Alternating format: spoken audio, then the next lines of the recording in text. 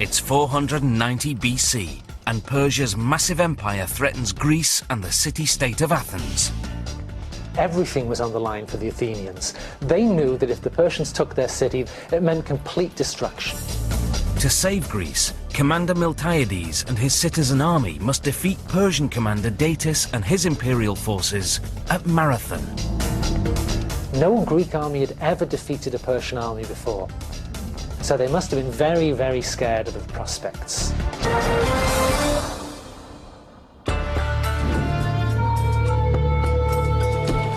By 490 BC, the Persian Empire has conquered most of the known world, what's known today as the Middle East and Asia. Athens, a democratic city-state in Greece, has angered the Persians by providing aid to a small Greek rebellion. The Persians wanted to punish the Athenians for joining in a rebellion against them. They were determined to burn the city of Athens to the ground and put one of their pro-Persian kings in place of the Athenian government. King Darius, the great Persian ruler, wants revenge. He sends his most trusted military officer, Commander Datis, to crush Athens and claim Greece for Persia.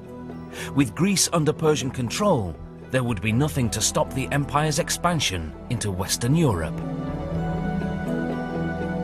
September, on a small island just off Persia's western coast, Commander Datis loads 200 ships with 30,000 troops and crosses the Aegean Sea towards Athens. On the way, he conquers several Greek islands, including Eretria. He captured Eretria pretty easily and burned it to the ground and took the population off into slavery. Riding the wave of victory, Datis and his army land their ships at Marathon, a plain on the eastern coast of Greece. They're feeling dangerously confident. They expected a very easy victory. They thought the Greeks would either run away or surrender, or if it actually came to a fight, that they would outnumber and outflank the Greeks and wipe them out easily. Back in Athens, the citizens spot the ships and mobilize an army of 11,000 to face the trained Persian warriors. Their leader is Commander Miltiades, an Athenian nobleman who served with the Persian army in his youth. The citizens look to him for the ideal location to make their stand. Surprised, first of all, to see the Athenians on the battlefield in such numbers. They certainly would have expected observers, but they wouldn't have expected the whole of the Athenian army. As 11,000 Athenian soldiers march to Marathon, Miltiades sends his fastest soldier, Phidippides, 150 miles on foot to Sparta. Although the Spartans are Athenian rivals, Miltiades hopes they'll consider fighting together against a common enemy. Athens and Sparta had both had disagreements with the Persian Empire over the past 50 years, so the Athenians were confident that the Spartans would come to their help.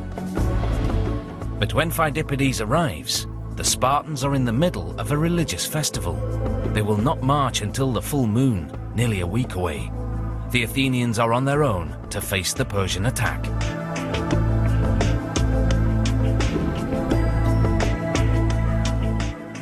On the 11th of September, Miltiades and the Athenians arrive at Marathon and observe their enemy from a tree-covered hillside. Datis' army is well equipped with cavalry and archers, and with over 30,000 men, the Persians outnumber the Athenians 3-1. When the Athenians arrived at Marathon and saw the Persian army, they were terrified. Half of the Athenian generals didn't want to fight at all. For 6 days, Miltiades stays put, unsure of his first move, while Datis waits for him to emerge from the hills and fight on open ground. But each passing day poses a new threat for Miltiades. While the Greek army's away from the city, Athens could fall prey to traitors. The Athenians didn't fight. Divisions would grow back in the city and someone would betray Athens to the Persians without a battle ever taking place. With the fate of Athens on the line, Miltiades has no choice but to fight now. He's in luck. Datis has ordered his cavalry loaded onto ships and transported ahead to Athens. The absence of horses will give the Athenians an advantage at Marathon. These animals weren't timid little riding horses. These were horses of war. They were trained killers. By removing the horses from the battlefields, the Persians have effectively passed power to the Athenians. But the Persian infantry line is still nearly a mile long. Since his army is greatly outnumbered, Miltiades must lengthen his line to match the Persian troops or leave his flanks open to attack. In order to extend the line, Miltiades must thin and therefore weaken part of the line.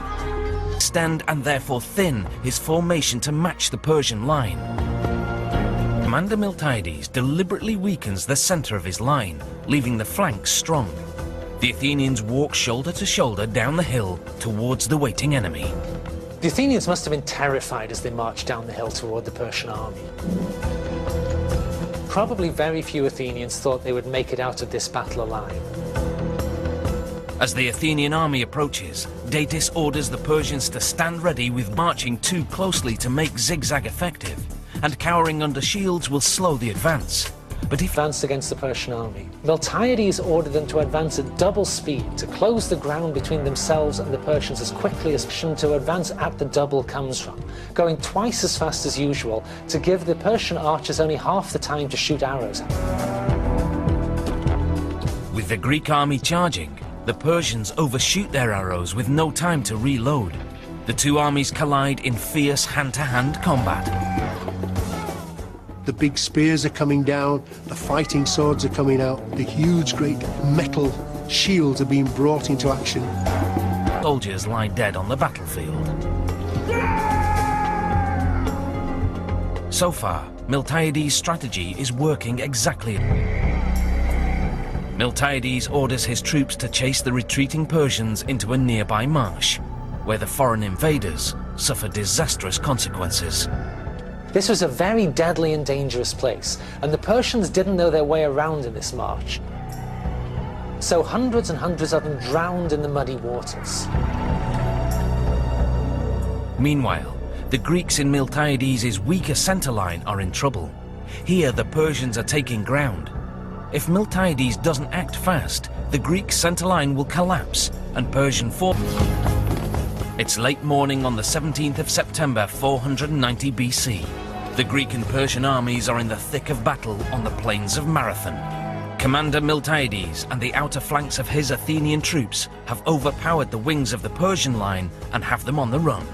But now Persian commander Datis' center forces are about to overrun Miltiades' weaker center line.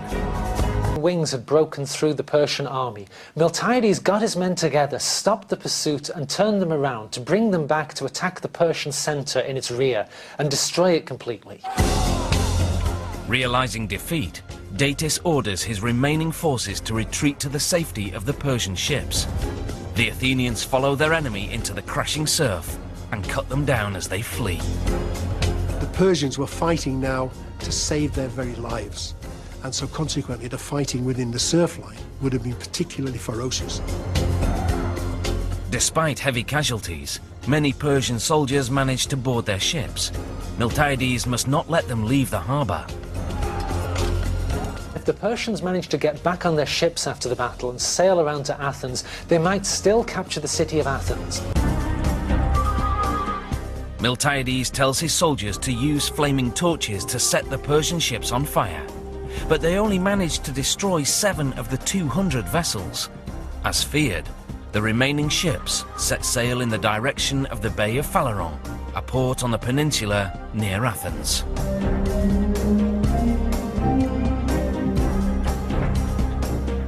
Miltiades was very worried that if the Persians sailed back to the city of Athens before the Athenians knew Miltiades had won the battle, the Athenians might be terrified when they saw the fleet and surrendered to Persia anyway, even though the army had won a great victory. To save the city, Miltiades must get word of the Greek victory to Athens, and fast. It would have taken Phidippides about 2 hours to run to the city of Athens. The distance from Marathon to Athens was 26 miles, 385 yards, the same distance as a modern marathon.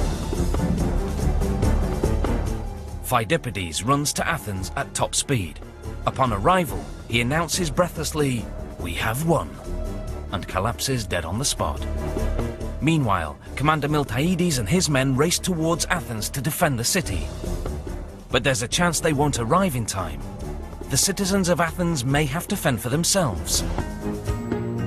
The citizens of Athens arm the city.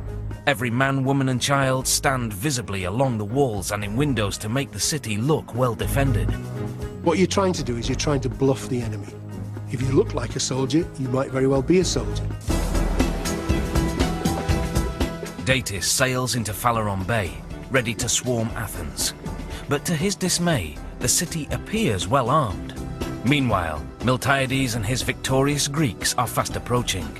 The sight is too much for Datis and the defeated Persians. Without even setting foot on land, they turn around and sail home. The Battle of Marathon ended in complete success for Miltiades and the Athenian army. Even though they were outnumbered 3-1, they killed 6,400 Persians, whilst losing only 192 of their own men. No one expected the Athenians to win the Battle of Marathon. So when they did, news raced around the Greek world. No one could believe what they had done. Not only had the Greeks stood up to the mighty Persians and saved their city from certain destruction, they earned the respect that would drive their civilization for generations to come. The Battle of Marathon was significant for the Athenians in two major ways. But now everyone in the Greek world had to recognize that they were one of the greatest powers to be reckoned with.